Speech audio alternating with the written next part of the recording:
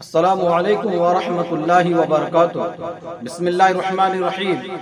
محترم سامعین کرام، آج میں آپ حضرات کی خدمت میں پیش کرنے جا رہا ہوں ایک پیچیدہ مقدمہ اور اس کا فیصلہ۔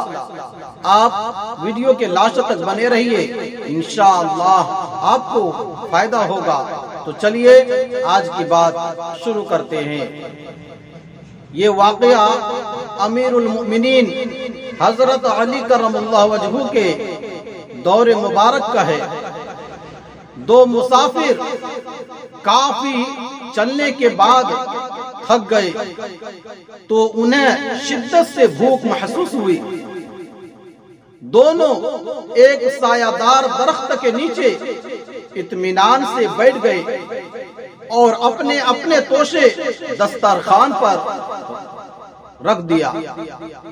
ایک کے پاس روٹیاں تھی اور دوسرے کے پاس 3۔ ابھی کھانا شروع بھی نہیں کیا تھا کہ ایک تیسرا مسافر پاس سے گزرا۔ اس نے انہیں سلام کیا، انہوں نے سلام کا جواب دیا اور اسے کھانے کی دعوت دی۔ وہ بے تکلف ہو کر شریک ہو گیا۔ تینوں نے روٹیاں برابر کھائی۔ کھانا ختم ہونے کے بعد وہ صاحب کھڑے ہوئے اور ان دونوں کے پاس 8 درہم رکھتے ہوئے کہا، میں نے آپ کا دونوں صاحبان کا جو کھانا تناول کیا ہے اس کے عوض میں یہ درہم رکھ لیجئے، یعنی اس کے بدلے میں یہ 8 درہم رکھ لیجئے۔ وہ صاحب تو دام دے کر چلے گئے، مگر ان دونوں حضرات کے درمیان بٹوارے کو لے کر تنازع یعنی جھگڑا شروع ہو گیا۔ جن صاحب کے 5 روٹیاں تھی ان کو کہنا تھا کہ 5 درہم میرے اور 3 تمہارے۔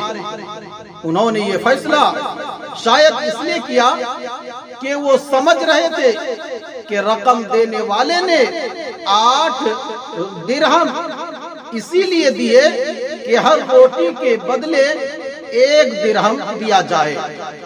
اس لیے 5 روٹی کے مالک اپنے حق میں 5 درہم رکھنا چاہتے تھے اور دوسرے صاحب کو 3 روٹی کے بدلے 3 درہم دینا چاہتے تھے۔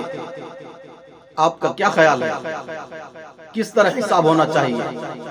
مگر دوسرے صاحب 3 درہم لینے کے لیے تیار نہیں تھے۔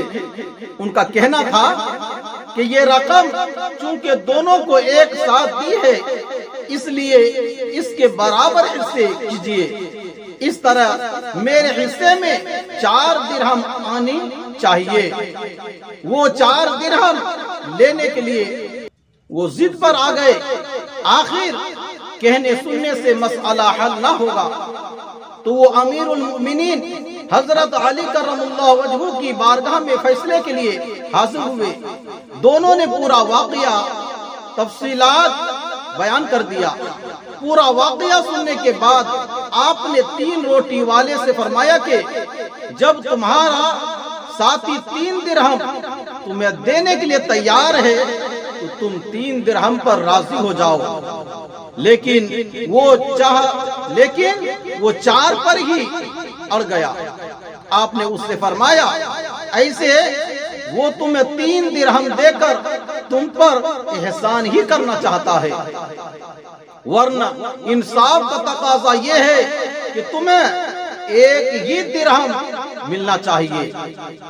اس شخص نے بہت ہی ادب سے کہا، سبحان اللہ، اگر انصاف کا یہی تقاضا ہے تو مجھے اس کی وجہ بتائیے، میں اسے قبول کر لوں گا۔ حضرت علی رضی اللہ تعالیٰ عنہ نے اسے سمجھاتے ہوئے فرمایا، روٹیاں 8 تھی اور کھانے والے 3۔ ظاہر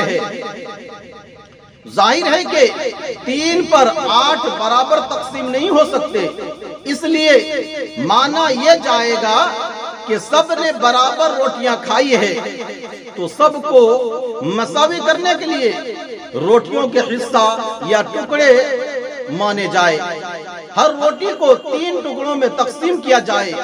اس طرح 8 روٹیوں کے 24 ٹکڑے ہوئے۔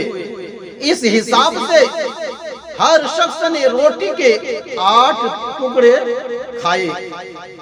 اب چونکہ تمہاری 3 روٹیاں تھی اس لیے اس کے 9 ٹکڑے ہوئے، جس میں سے 8 ٹکڑے تم نے کھا لیے، باقی بچا 1 ٹکڑا جو تیرے شخص نے کھایا، جو تیسرے شخص نے کھایا۔